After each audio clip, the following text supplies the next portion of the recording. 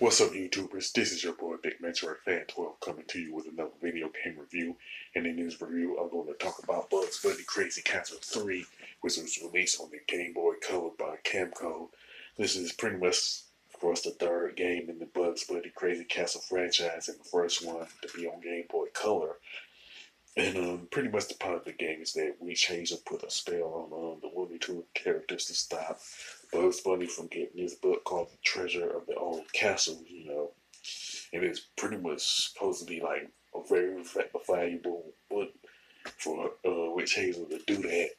And, there are like four worlds lands that's in Bugs Bunny Crazy Castle 2 that has like 15 levels each in them, and which makes the total to pretty much 60 levels, you know what I'm saying? And pretty much the Looney Tunes characters that Witch Hazel possessed are Daffy Duck, Elmer Fudd, Foghorn Leghorn, Little Ghost, Mark Anthony, Peppy Le Pew, Rocky, Sylvester, Taz, Tweety, Wally Coyote, and Yosemite Sam. But I'll be honest with you,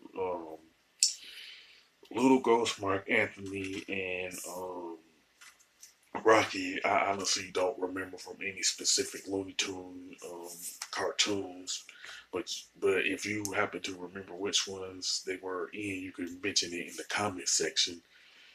And the weapons that you will have to use throughout the course of the game are like bombs, weights, court guns, lightning, and juices.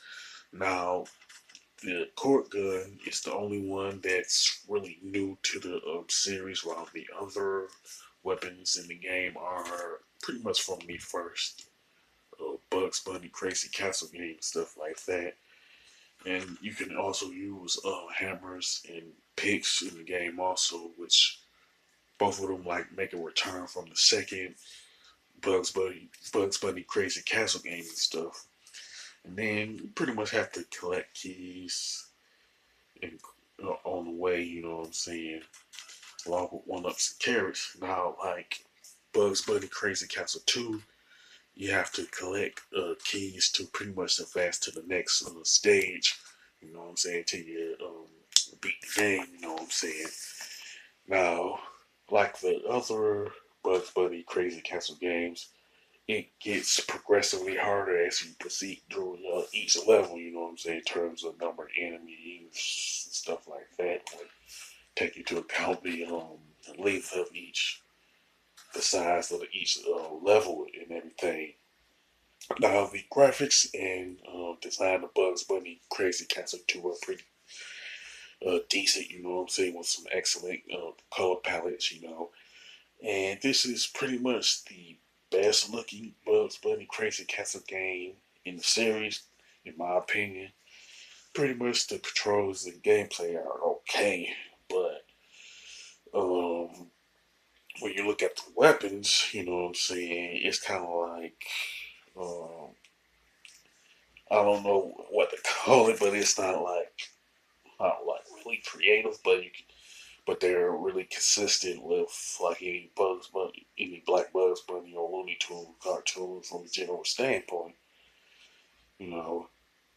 And it's pretty much there's no like significant additions to the gameplay and the control in terms of the weapons, you know what I'm saying? That's like my gripe with this particular game, you know what I'm saying?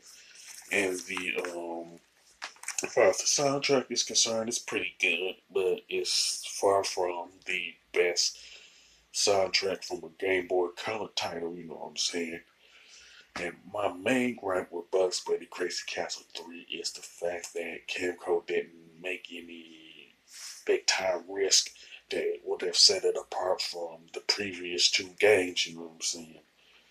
Now, Bugs Bunny Crazy Castle 3 is a decent game, but I will only recommend it to fans of the Looney Tunes franchise, you know what I'm saying? Because it just has that limited appeal to it, you know.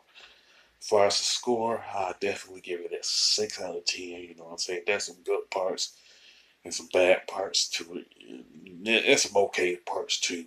With that being said, If you like Bugs Bunny Crazy Castle 3, don't hesitate to mention it in the sound, in the